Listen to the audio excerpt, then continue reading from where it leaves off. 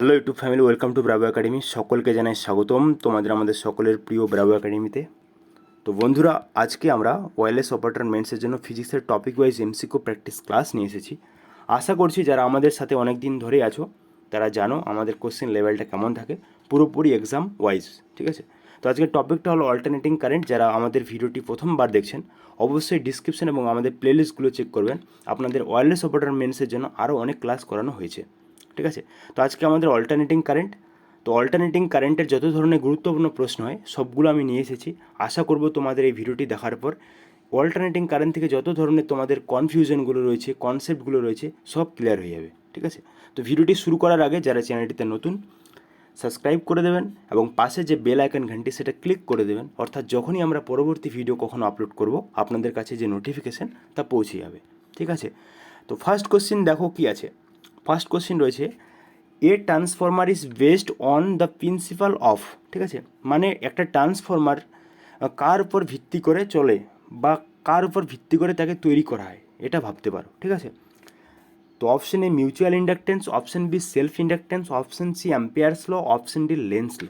ঠিক আছে, যদি এখানে বলতো ওয়ার্কস অন তাহলে অ্যান্সারটা আলাদা হতো, যেহেতু এখানে বেস অন বলেছে তাই অ্যান্সারটা হবে মিউচুয়াল ইন্ডাকটেন্স। ঠিক আছে, তো প্রশ্ন আসতে পারে a transformer is works on the principle of, তখন কিন্তু মিউচুয়াল ইন্ডাকটেন্স হবে না। কি হবে আমি এই প্রশ্নটা ওই ভিডিওটিতে দিয়েছি, শেষ অবধি দেখো, তোমাদের সব ধরনের যে ডাউট সব ক্লিয়ার হয়ে যাবে। ঠিক আছে, তো মনে রাখবে transformer is based on the principle of mutual inductance, option A right answer. Next question কী আছে, ঠিক আছে, পরবর্তী প্রশ্ন আছে, একটু জুম করে নিই তাহলে ভালো হবে। The core of a transformer, ঠিক আছে, the core of a transformer is laminated. ঠিক আছে, is laminated to reduce energy losses due to. ঠিক আছে, অর্থাৎ ট্রান্সফরমারের যে কোর রয়েছে, ঠিক আছে, ট্রান্সফরমারের কোর বলতে কী বোঝায়, ট্রান্সফরমার হয়তো তোমরা দেখেছো সকলে গ্রামের মধ্যে থাকে। ঠিক আছে, সেই যে ট্রান্সফরমার তার যে চারপাশটা দেখতে পাবে, ঠিক আছে, তার চারপাশটা সেটাকেই বলা হয় আমরা কোর। সেই কোরটাকে আমরা ল্যামিনেট করি। ঠিক আছে, যেমন আমরা আধার কার্ড, ভোটার কার্ড সব কিছুকে ল্যামিনেশন করি কিসের জন্য, যাতে ছিঁড়ে না যায়, ভাঁজ না হয়ে যায়, নোংরা না হয়ে যায়। ঠিক আছে, বা ধরো অনেক দিন পরও নতুন থাকে, অর্থাৎ তার কোনো ক্ষয়ক্ষতি না হয়। ঠিক তেমনই ট্রান্সফরমারের যে কোর সেটাকেও ল্যামিনেট করা হয়, যাতে ট্রান্সফরমারের ভিতরে যে এনার্জি সেটাকে লস না করা হয়। ঠিক আছে, তো ওটাই বলেছে the transformer, the core of a transformer is laminated to reduce energy losses, যাতে এনার্জি লসের হাত থেকে বাঁচানো যায়, ডিউ টু এডি কারেন্ট, হাইড্রেস্টিস, না রেজিস্ট্যান্স ইন উইন্ডিং, না নান অফ দিস। ঠিক আছে, তো মনে রাখবে ইডি কারেন্ট। ঠিক আছে, ইডি কারেন্টের হাত থেকে বাঁচানোর জন্য, এনার্জি লসের হাত থেকে বাঁচানোর জন্য আমরা ট্রান্সফরমার যে কোর সেটাকে ল্যামিনেশন করি বা ল্যামিনেটেড করি। পরবর্তী প্রশ্ন কি আছে, ঠিক আছে, একদম খুব গুরুত্বপূর্ণ একটা ভালো প্রশ্ন। If rotational velocity of a dynamo armature is doubled. ঠিক আছে, তো কোনো একটা ডায়নামো বলতে কি, ডায়নামো বলতে ধরো যে মোটরের ভিতরে যা থাকে, ঠিক আছে, ডায়নামো বা জেনারেটর সেম জিনিস। ঠিক আছে, তো কোনো একটা ডায়নামোর যে অ্যামিচার রয়েছে, ঠিক আছে, তার যে রোটেশনাল ভেলোসিটি কী বলেছে, ইজ ডাবলড। ঠিক আছে, if rotational velocity of a dynamo armature is doubled, তো ডাবল করে দেওয়া হলো, then induce EMF will become, তাহলে তার যে ইনডিউস ইএমএফ ইলেকট্রোম্যাগনেটিক তোমাদের ফোর্স, ঠিক আছে, সেটা কি হবে, হাফ হয়ে যাবে, 2 টাইমস অর্থাৎ কি 2 গুণ হয়ে যাবে, না 4 টাইমস 4 গুণ, না আনচেঞ্জ সেম থাকবে। ঠিক আছে, তো এটা একটা খুব ভালো গুরুত্বপূর্ণ প্রশ্ন। এটা তোমাদের হোমওয়ার্ক থাকলো। আমি একটা জিনিস ভেবেছি যে একটা করে তোমাদের হোমওয়ার্ক দেবো এবং সেই হোমওয়ার্কটা পরবর্তী নেক্সট যখন আমরা টপিক ওয়াইজ ভিডিও নিয়ে আসবো সেই ভিডিওর প্রথমেই সেটাকে ডিসকাস করব। ঠিক আছে, কারণ এই হোমওয়ার্কগুলো খুবই ইম্পর্ট্যান্ট হবে এবং এর উপর বেস্ট করে এক্সামে আসার চান্স খুবই বেশি। তো যারা অ্যান্সারটা জানো সকলে কমেন্টে লিখে দিও, আর যদি না জেনে থাকো পরবর্তী ভিডিওর অপেক্ষায় থেকো।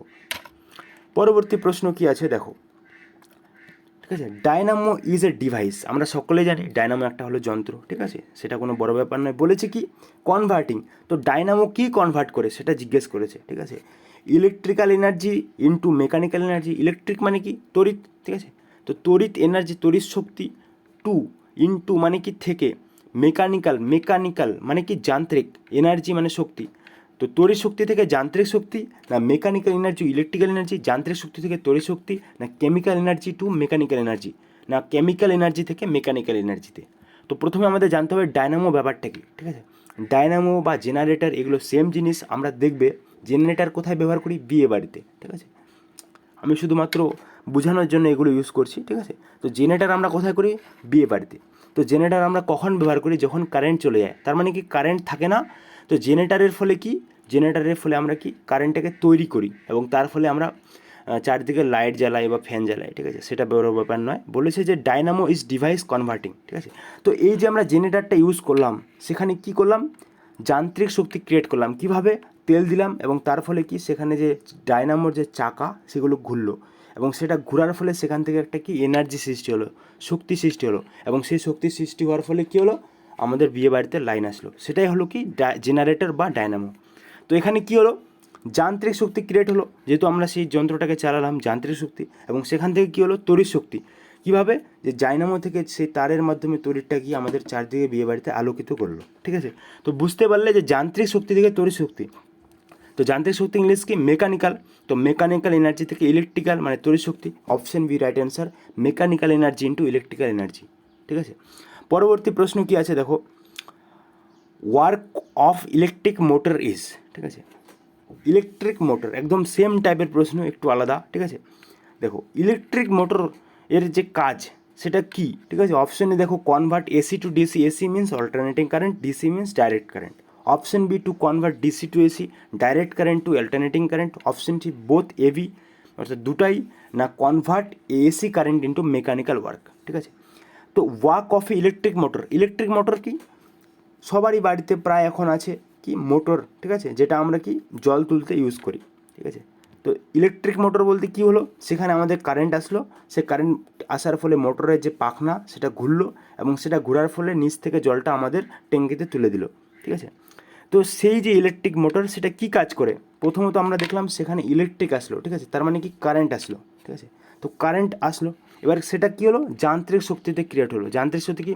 জলটাকে আমরা বিভিন্ন কাজে ইউজ করি, বিভিন্ন যন্ত্রে বা আমরা থালি বাসন এ টু জেড, ঠিক আছে।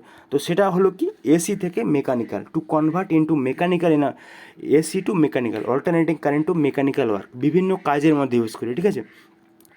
পরবর্তী প্রশ্ন কি আছে, এ ডিভাইস একটা বস্তু বা যন্ত্র হুইচ কনভার্ট যেটা কি পরিবর্তিত করে, কনভার্ট করে ইলেকট্রিক্যাল এনার্জি তড়িৎ শক্তি থেকে মেকানিক্যাল শক্তি, যান্ত্রিক শক্তি, তড়িৎ শক্তি থেকে যান্ত্রিক শক্তিতে কীভাবে তৈরি করে, অর্থাৎ কি সেখানে তড়িৎ আসবে এবং সেটাকে আমরা কি সেটা কি করবে? যান্ত্রিক শক্তিতে তৈরি করবে। ডায়নামোর মধ্যে তো আমরা কি তেল দিয়ে সেটাকে যন্ত্রভাবে কি চালাই, ঠিক আছে। তো সেটা তো হলো না, এখনই আমরা পড়লাম। জেনারেটারও ঠিক সেম টু সেম। জেনারেটারের মধ্যে আমরা কি তেল দিয়ে সেই যন্ত্রটাকে চালাই, অর্থাৎ কি যান্ত্রিক শক্তি হলো এবং সে চালানোর ফলে কি তড়িৎ শক্তি হলো। কীভাবে? সেই জেনারেটার চলার ফলে। তো জেনারেটার ডায়নামো দুটো তো বাদ, ঠিক আছে। এবার ইলেকট্রিক্যাল মোটর কী আছে? ইলেকট্রিক মোটর আমরা এখনই বললাম, ইলেকট্রিক মোটরে ইলেকট্রিক আসে এবং সেটা কাজ করে এবং সেখান থেকে কি যান্ত্রিক শক্তি তৈরি করে। তো অপশন সি রাইট অ্যান্সার, ঠিক আছে। Option C electric motor right answer, যেখানে কি ইলেকট্রিক্যাল এনার্জি থেকে মেকানিক্যাল এনার্জিতে চলে যায়। পরবর্তী প্রশ্ন কি আছে, fan is based on, fan বলতে কি বাড়ির যে সিলিং ফ্যান বা যাই ফ্যান বলো, টেবিল ফ্যান কি, ঠিক আছে, সেটা কার উপর বেসড করে তৈরি? ইলেকট্রিক মোটর না ইলেকট্রিক ডায়নামো না দুটোই না নান অফ দিস, ঠিক আছে। তো আমরা এখনই পড়লাম যে ফ্যান যে বা যে সমস্ত আমরা যেগুলো কি তড়িৎ আসে এবং সেখান থেকে কি হলো, তড়িৎ আসে এবং সেখান থেকে যান্ত্রিক শক্তিতে পরিণত হয়, সেগুলো কি ইলেকট্রিক মোটর। আমরা এখনই এর আগের প্রশ্নটাই পড়লাম যে কি ইলেকট্রিক্যাল এনার্জি থেকে কি মেকানিক্যাল এনার্জি, ঠিক তেমনই ফ্যানটাও কি, ফ্যানের মধ্যে কি আসে? তড়িৎ আসে এবং তড়িৎ আসার ফলে কি আমাদের সেই ফ্যানটা ঘুরে এবং ঘোরার ফলে কি আমাদের হাওয়া দেয়, একটা যান্ত্রিক শক্তি। তো সেটা কার উপর বেস্ট করে? পুরোপুরি ইলেকট্রিক মোটর, ঠিক আছে। ফ্যানের মধ্যে ছোট মোটর থাকে আর আমাদের জল তোলার ক্ষেত্রে বড় মোটর থাকে এবং বিভিন্ন জায়গায় বিভিন্নভাবে সে তৈরি হয়। তো তোমরা শুধু কনসেপ্টটা মনে রাখবে যে ইলেকট্রিক্যাল থেকে তোমাদের মেকানিক্যাল কখন হয়, মেকানিক্যাল থেকে ইলেকট্রিক্যাল কখন হয়, বা কেমিক্যাল থেকে ইলেকট্রিক্যাল কীভাবে হয়ে থাকে, ঠিক আছে। তো fan is based on electric motor, ঠিক আছে। পরবর্তী প্রশ্ন কী আছে, এ ট্রান্সফর্মার ইজ এমপ্লয়েড টু, ঠিক আছে, একটা ট্রান্সফর্মারকে আমরা কিসের কাজে নিযুক্ত করি, এক কথায়, ঠিক আছে। Obtain a suitable DC voltage, একটা ভালো ডিসি ভোল্টেজ তৈরির ক্ষেত্রে, না convert DC to AC, DC current থেকে এসি কারেন্টে, না obtain a suitable AC voltage, না কনভার্ট এসি টু ডিসি। ঠিক আছে। তো মনে রাখবে আমরা ট্রান্সফরমার যেটা আছে সেটাকে আমরা কী করি, অফটেন সুইটেবল এসে, অর্থাৎ সেটাকে হাই ভোল্টেজ বা লো ভোল্টেজ সব ক্ষেত্রে আমরা ব্যবহার করি, ঠিক আছে, ওই জন্য এখানে সুইটেবল, ঠিক আছে। তো সবসময় ট্রান্সফরমার এসি ভোল্টেজ, ঠিক আছে, obtain a suitable AC voltage, option C right answer. A transformer is employed to obtain a suitable AC voltage. Next question কী আছে, in transformer the core is made of soft iron. একটা ট্রান্সফরমারের মধ্যে যে কোরটা রয়েছে সেটা কি সফট আয়রন দিয়ে আমরা তৈরি করি, ঠিক আছে। টু রিডিউস, কমানোর জন্য কি, option A hysteresis losses, option B eddy current losses, option C force opposing electric current, option D none of this, ঠিক আছে। তো ট্রান্সফরমার এর মধ্যে আমরা খুব নরম লোহা ব্যবহার করে থাকি কি, হিস্টেরেসিস লসের হাত থেকে বাঁচানোর জন্য, ঠিক আছে, অর্থাৎ কি কমানোর জন্য, যে হিস্টেরেসিস লসটা হয় সেটার হাত থেকে কমানোর জন্য আমরা ট্রান্সফরমার যে কোর সেটাকে সফট আয়রন দিয়ে তৈরি করি, ঠিক আছে, মেড অফ সফট আয়রন বা নরম লোহা যেটাকে বলে। পরবর্তী কী আছে, the efficiency of a transformer is very high, ঠিক আছে। তো ট্রান্সফরমারের যে এফিসিয়েন্সি, কার্যক্ষমতা, সেটাকে অনেক হাই রাখা হয়, কারণটা কি, অপশানে দেখো, there is no moving part in the transformer, transformer মধ্যে কোনো মুভিং পার্ট নেই, it is produce very high voltage, transformer থেকে খুব হাই ভোল্টেজ তৈরি হয়, না it produce very low voltage, ঠিক আছে, না এটা খুব লো ভোল্টেজ ক্রিয়েট করে, ঠিক আছে। তো তোমাদের বলে দিই অপশানের right answer, there is no moving part. Transformer কি সবসময় বসেই থাকে, ঠিক আছে, কোনো একটা খুঁটিতে বা থাম্বার মধ্যে বসানো থাকে, কারণটা কি, কারণ কি ট্রান্সফরমারের যে এফিসিয়েন্সি সেটা যাতে আরও বেশি এফিসিয়েন্সি ক্রিয়েট করে, কীভাবে, দেখো ট্রান্সফরমার তো অলওয়েজ বসানো থাকে এবং তার যে কোডটা রয়েছে সেটাকেও ল্যামিনেট করা হয়, ঠিক আছে, তার ফলে কী হয়, সেটা কি একদম কোনো বায়ু বা বাতাস কোনো কিছু দ্বারা ক্ষয়ক্ষতি হয় না, ঠিক আছে, সে চুপচাপ বসে থাকে এবং তার যে এফিসিয়েন্সি সেটা মিনিমাম 85 থেকে 95% হয়ে থাকে। এই জন্যই ধরো যে আলাদা অন্যান্য যন্ত্রপাতিগুলো রয়েছে, জেনারেটর রয়েছে, আরও অনেক কিছু, তারা কি ঘোরাঘুরি করে, ঘোরানোর ফলে অনেক সময় কি তারা ক্ষয়ে যায়, হয়ে যায়, কিন্তু ট্রান্সফরমারের ক্ষেত্রে সেটা একদম নেই, কারণ কি ট্রান্সফরমার মধ্যে কোনো মুভিং পার্ট নেই, ট্রান্সফরমার সেম টু সেম যেভাবে আছে সেভাবেই থাকে, তাকে উপরন্তু তার যে কোরগুলো ল্যামিনেট করা হয় সফট আয়রন দিয়ে তৈরি করা হয় যাতে তার আরও এনার্জি বেশি প্রডিউস হতে পারে, ঠিক আছে, এটাই কারণ যে ট্রান্সফরমারের যে এফিসিয়েন্সি সেটা অনেক হাই হয়ে থাকে, কারণ তার মধ্যে কোনো মুভিং পার্ট নেই, ঠিক আছে। পরবর্তী প্রশ্ন দেখো, the core of a transformer is made of, ঠিক আছে, আমরা এখনই পড়লাম সফট আয়রন, ট্রান্সফরমারের যে কোর সবসময় মনে রাখবে যে সফট আয়রন দিয়ে তৈরি হয়, নরম লোহা দিয়ে তৈরি হয়ে থাকে, ঠিক আছে। পাওয়ার factor is maximum in an LCR circuit when, ঠিক আছে, তো মনে রাখবে এলসিআর সার্কিটের মধ্যে যে পাওয়ার ফ্যাক্টর সবচেয়ে বেশি ম্যাক্সিমাম হবে কখন, যখন এক্সএল ইকুয়ালস টু এক্সি হবে, option A right answer, direct মনে রাখবে, ঠিক আছে, the power factor is maximum in an LCR circuit when XL equals to XC. পরবর্তী প্রশ্ন দেখো, for high frequency a capacitor offers, ঠিক আছে, মানে উচ্চ ফ্রিকোয়েন্সি, ঠিক আছে, যখন ফ্রিকোয়েন্সি খুব বেশি থাকে ক্যাপাসিটার কী অফার করে, মোর রিয়াক্টেন্স, মানে বেশি প্রতিক্রিয়া সৃষ্টি করে, লেস রিয়াক্টেন্স অর্থাৎ কম প্রতিক্রিয়া সৃষ্টি করে, না একদমই জিরো, না ইনফিনাইট প্রচুর, ঠিক আছে। তো মনে রাখবে যখন যে ফ্রিকোয়েন্সি, ঠিক আছে, ফ্রিকোয়েন্সিটা অনেক বেশি হবে ক্যাপাসিটারের মধ্যে কি রিয়াক্টেন্স যেটা তার যে প্রতিক্রিয়া সেটা কি ধীরে ধীরে আরও কমতে থাকবে, যত হাই ফ্রিকোয়েন্সি তত কমবে, যত লো ফ্রিকোয়েন্সি তত তার যে রিয়াক্টেন্স প্রতিক্রিয়া বাড়বে, ঠিক আছে।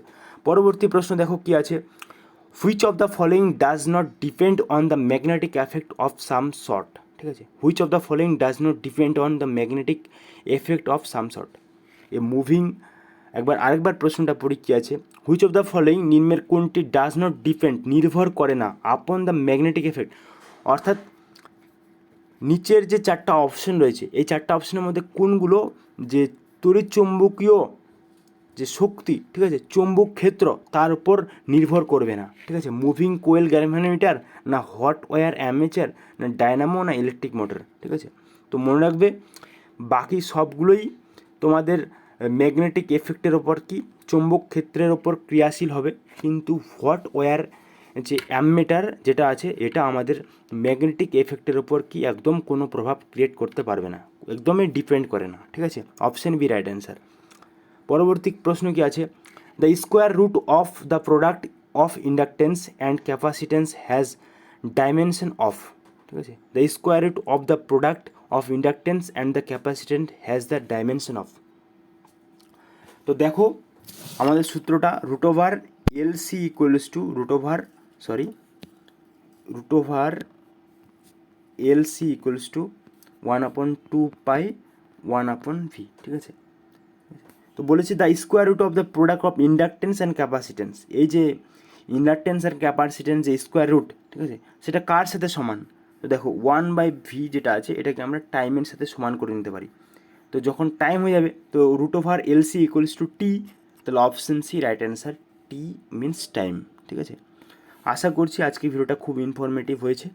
তো বন্ধুদের সাথে সকলে শেয়ার করে দেবে, তোমাদের সাপোর্ট পেলে আমরা আরও কন্টিনিউ ভিডিও দেওয়ার চেষ্টা করব, ঠিক আছে। তো আজকে ভিডিওটা এই পর্যন্ত ছিল, এটা তোমাদের হোমওয়ার্ক, সকলে স্ক্রিনশট করে নাও। If rotational velocity of a dynamo armature is double then the induce EMF will become half, 2 times, 4 times না আনচেঞ্জ, ঠিক আছে। তো ক্লাসটা এই পর্যন্তই ছিল। যদি ভিডিওটা তোমাদের ভালো লাগে অবশ্যই তোমরা ভিডিওটার মধ্যে কি লাইক করে দেবে, আর যদি চ্যানেলের মধ্যে নতুন হও সাবস্ক্রাইব, আর বন্ধুদের সাথে ভিডিওটা শেয়ার করে দেবে, ঠিক আছে। এবার যারা পিডিএফ নিতে চাও ক্লাসগুলোর, ব্রাভো একাডেমি এবং ব্রাভো ফ্রি স্টাডি মেটেরিয়াল দুটোরই লিঙ্ক ডিসক্রিপশনে থাকবে, তোমরা জয়েন করে নিও। তো এই পর্যন্ত আজকে ভিডিওটা, ধন্যবাদ সকলকে।